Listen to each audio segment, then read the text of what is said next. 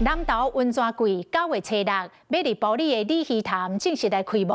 这个活动结合着健行节、音乐比赛甲美食的体验，要带大家感受到南投温泉的魅力。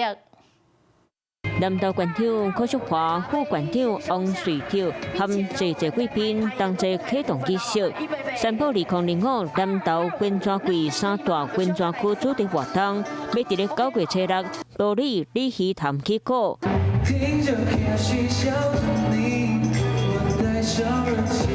今年温泉季嘛邀请王炳豪来为活动代言宣传。除了洗温泉，官方嘛请水利商工餐饮科设计温泉的主题料理。希望大家可以多多来南投玩，然后不管是泡温泉，还有很多地方可以让大家去探索。然后希望你们大家都会喜欢南投。这届温泉季嘛特别举办温泉之声水上唱歌比赛，9月初6决赛会伫咧李鱼潭上场。官府邀请大家来南投行踏。洗温泉、听音乐，享受好山好水旅程。Hello， 我是陈雅玲。想要抢先掌握最及时的新闻资讯吗？赶快订阅、按赞、开启小铃铛，锁定华视新闻 YouTube 频道。